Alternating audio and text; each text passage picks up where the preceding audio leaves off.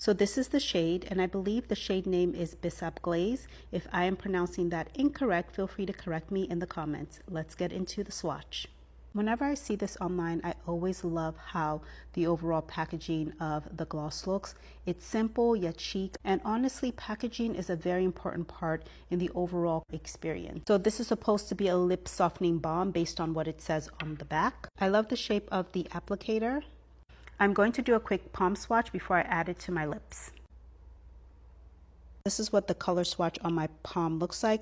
It looks very pigmented, but I am curious about what happens when you rub it in or rub it over the lip. I'm going to go ahead and swipe my hand through it to see if anything changes in relation to how pigmented it's looking right now. So as you can see, I gave that a couple of swipes and it still looks very pigmented. You can still see the gloss just shining off of that. The consistency of it on these two fingers feels very nourishing and not necessarily too tacky. I'm very curious about how it's going to ultimately translate on my lips. But so far, I'm really liking the hue and the color shade. And again, let's see what it looks like when it's actually on the lips. Okay, let's go for it.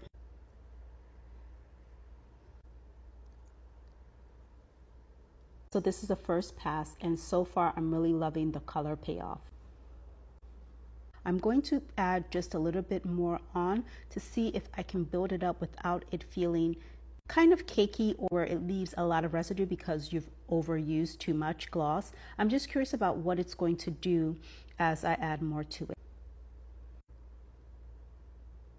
Okay, so here is what my lips are looking like after adding a little bit more. I do think the color got just a little bit richer. So now in terms of fragrances, it has a very light fragrance, nothing overpowering, nothing that would irritate me personally as someone who can be a little sensitive to lip gloss fragrances. It has none of that. The feel of it feels really good. It is not overtly sticky. It glides on like a dream. It feels very nourishing. I am curious about how long it would wear, if it leaves a little bit of a stain as it wears off. So those are all some of the things that I'm going to be looking out for. Moisture, how long it lasts, does it leave any sort of pigment behind, which I actually don't mind. I actually like products that leave a little bit of a stain because I have naturally pigmented lips, and I just personally like products that, you know, just give my lips a little bit of an extra hue to it. Okay, so now that this is on, what do I rate it in terms of first impression?